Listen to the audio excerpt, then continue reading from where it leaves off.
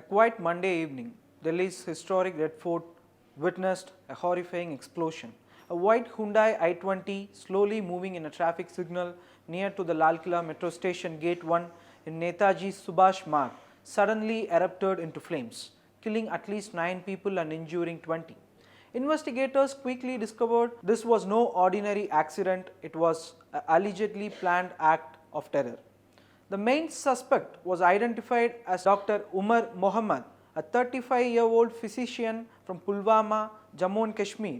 Born in 1989, Umar had an MD in medicine from Government Medical College Srinagar, senior residency at GMC Anantnag, and later a posting at Al Falah Medical College Faridabad. Yet behind this polished resume was a radical operative with alleged links to Jaish-e-Mohammed, one of Pakistan's most notorious terror outfits. Now it's clear that the Point 5 front within needs cleansing first. Late CDS General Bipin Rawat was absolutely spot on when he said India is fighting a 2.5 front war. Enemies outside like Pakistan are visible and predictable, but the enemy within, the so-called Point 5 front, is far more dangerous, elusive and insidious. They live among us, work in our institutions, speak the language of democracy and yet act as foot soldiers for terrorists across the border. The latest revelation of a white-collar terror module led by educated professionals like doctors and aided by Pakistan-based groups has confirmed what security experts feared for years. India's internal enemy is awake and active. The Point 5 front theory refers to India's internal threat: radical Islamists, urban Naxals, cyber saboteurs and ideological operatives who work to weaken the country from within during crisis. While Pakistan and China represent the traditional external fronts, this half front is an internal rot that amplifies India's vulnerabilities. It thrives in universities, NGOs, think tanks and digital spaces. They do not carry AK-47s but wield laptops, funding channels and propaganda. They justify terrorism as resistance, question the Indian army, manipulate narratives and attempt to radicalize youth in the name of religion or ideology. Now this half front has morphed into something far more sophisticated: white-collar terror. This term is not merely about educated terrorists. It describes a dangerous evolution where terror ecosystems hide behind professional respectability. When doctors, engineers or academics begin aiding Pakistan-sponsored groups, the threat multiplies.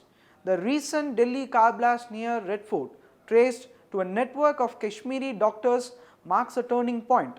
Umar was reportedly part of a radical doctors group that operated through encrypted telegram channels, coordinating recruitment, fund transfers and logistics for terror activities. Security agencies say this group raised funds under the guise of social and charitable causes, identifying individuals for indoctrination and recruitment. When his two close aides, Dr. Adil Ahmed Ratar and Dr. Mujamil Shakil, were arrested, Umar panicked, triggering the blast in his car, possibly as a suicide mission. CCTV footage revealed his movements from Badarpur to Red Fort, passing through key city points before the fatal explosion. DNA samples from the scene are being tested to confirm his identity. Meanwhile, 3 more men, Tariq Malik, Amir Rashid and Umar Rashid, have been detained in Jammu and Kashmir for their roles in this operation. What makes this module terrifying is not just the blast, it's who these people were. Doctors sworn to save lives become architects of death. Umar's associates, Adil and Mujamil, also served in reputable medical institutions. Dr. Adil, for instance, worked at GMC Anantnag before moving to Saranpur, while Dr. Mujamil had been teaching at Al Falah School of Medical Sciences for 3 years. Another associate, a woman, Dr. Shaheen Shahid from Lucknow, was found with weapons in her car. This network had allegedly stored 2,900 kg of ammonium nitrate in 2 Faridabad flats, enough to cause mass destruction. Reports say that the same chemical was used in the Red Fort blast. Their operation was not amateurish, it was methodical, encrypted and professionally organized. Security agencies have described it as a white-collar terror ecosystem, suggesting a radical shift in how Pakistan-backed networks are recruiting. Instead of uneducated foot soldiers, they are cultivating educated radicals who can blend into urban life, people who raise no suspicion until it's too late. The car used in the blast changed hands multiple times, from Salman to Devender, then Amir, Tariq and finally Umar, making tracing ownership difficult. This careful laundering of assets points to a well-structured underground logistics system, not a lone wolf attack. The Delhi blast and the arrests that followed suggest something larger than a single terror cell. It signals the activation of the Point 5 front. 3 weeks before the blast, Jaish-e-Mohammed posters appeared in Srinagar.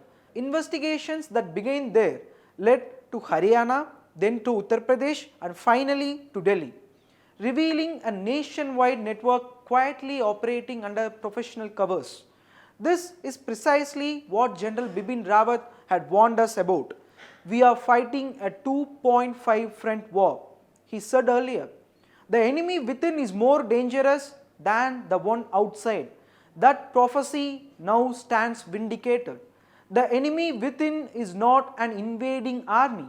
It is the radicalized doctor in a lab coat, the academic writing anti-India papers funded from abroad, the influencer glorifying separatism and the cyber handler coordinating foreign propaganda.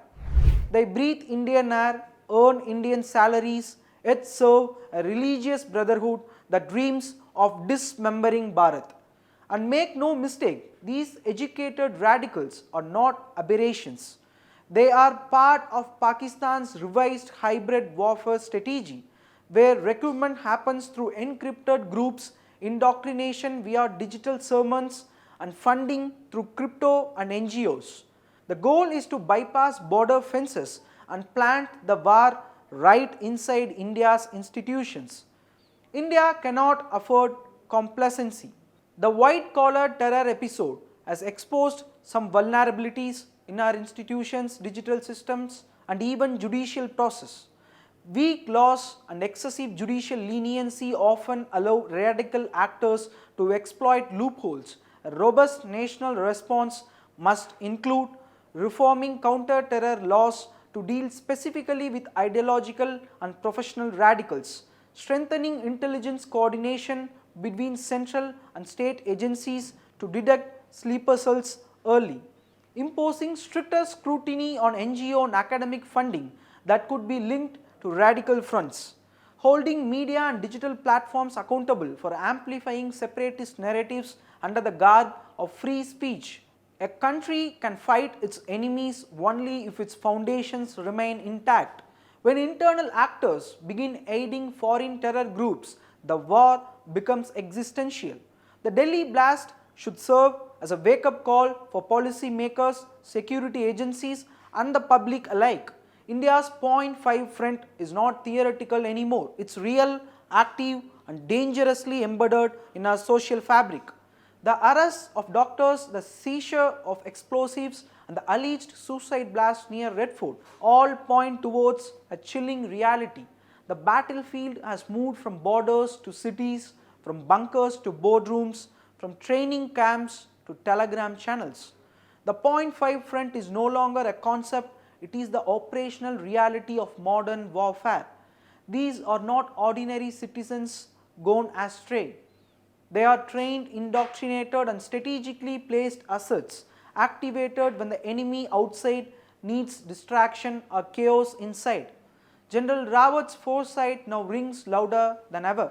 India must recognize that the white-collar jihadist is more dangerous than the cross-border infiltrator, because while soldiers defend the nation's borders, it is these educated radicals who corrode its core.